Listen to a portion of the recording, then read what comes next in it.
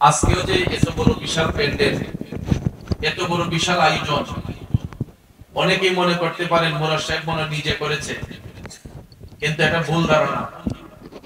আমার একটা পয়সা এখানে নেই, যদি আমি কিছু খরচ করেছি আনছি, প্রত্যেকটা এত কিছু করার পিছনে অবদান হলো আপনাদের। সারা দেশের মানুষ আমাকে সহযোগিতা করেছেন, দরবার শরীফের উন্নতির জন্য আপনারা এই সহযোগিতা করে যাচ্ছেন।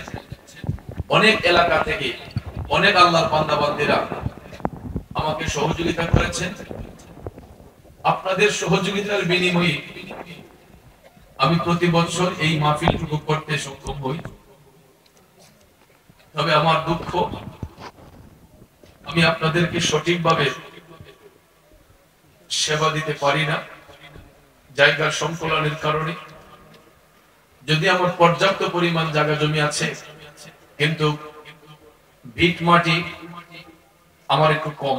যদিও পাশে একটা আছে, গত বছর করেছি, সেখানে আসা যাওয়াটা আমার অনেক কষ্ট হয়ে গেছে বছরের জন্য। এখানে আমি করতে সক্ষম বাধ্য হয়েছি। তো আমি আমার ভক্ত মুরিদদের কাছে আমার একটাই চাওয়া, যে আমি চলতে গিয়া কোনোদিন আপনাদেরকে বলি নাই যে আমাকে 1 টাকা দেন, কারণ আমাকে আল্লাহ পাক চলার মতো এবিলিটি দান করেছেন, আমি আমার মতো করে চলতে পারি। তবে সবসময় আমি আমার ভক্ত মুরিদদের কাছে একটা দাবি করি, যে আমার এই মাহফিলের প্রতি আপনারা মনোযোগ রাখবেন। আমার মায়ের স্মৃতি, আমার মাদ্রাসা, এই মাদ্রাসাটা যেন সবসময় জারি থাকে। আমি যদিও সারা দেশ ঘুরি, কিন্তু আমার মন পড়ে থাকে আমার মাদ্রাসায়। আর একটা দরবারে দ্বীনি শিক্ষা প্রতিষ্ঠান না থাকলে এই দরবার উন্নতি হয় না। আমি মাদ্রাসার জন্য কোনদিন আপনাদের কাছে চাই নাই। অনেক দরবার শরীফে পীর সাহেব হুজুরগণ অনেক ভক্তদের কাছে আবদার করেন, তুমি মাদ্রাসায় এই দিও সেই দিও, কিন্তু আমার কোন মুরিদ বলতে পারবেন না আপনারা যে আমি আপনাদেরকে মাদ্রাসার জন্য বলেছি কোনদিন যে আপনারা এই দিন সেই দিন। তো আমার আস্তে আস্তে শরীরটাও দুর্বল, শারীরিক অসুস্থতা বোধ করি। আপনাদের কাছে আমার বিনীত আরজ হলো, আমার ভক্ত মুরিদান যারা আছেন, আমাকে টাকা দিতে হবে, কিন্তু আমার মাদ্রাসার প্রতি আপনারা খেয়াল রাখবেন। আর আমি যদি মারাও যায়, এই মাহফিলটা আপনারা করে যাবেন।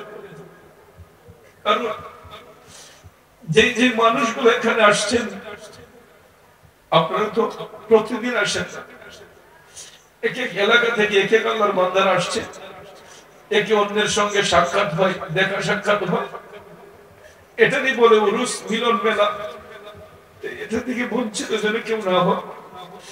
আপনারা সব সময় এখানে আসবেন, মাহফিল করবেন। আমি মরে গেলেও এই মাহফিল চালিয়ে যান। তবে আমি আপনাদেরকে সঠিকভাবে সেবা দিতে পারি না, এটা আমার কষ্ট।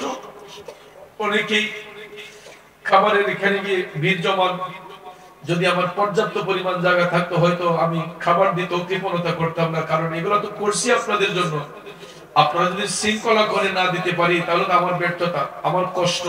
তো দোয়া করবেন যাতে ভবিষ্যতে আমি জায়গাটুকু আর একটু বড় করতে পারি, আমার মাদ্রাসাকে যেন আরো বড় করতে পারি, সেই দিকে আপনারা দৃষ্টিপাত করবেন। আবারও বলছি, আমাকে দিতে হবে না, শুধু আমার মাদ্রাসার প্রতি খেয়াল রাখবেন, কারণ একটা প্রতিষ্ঠান একা চালানো যায় না, সবার সহযোগিতা ছাড়া। আমার গ্রামবাসীর কাছে আমি ঋণী, কারণ বাচ্চাগুলা লজিং খায়।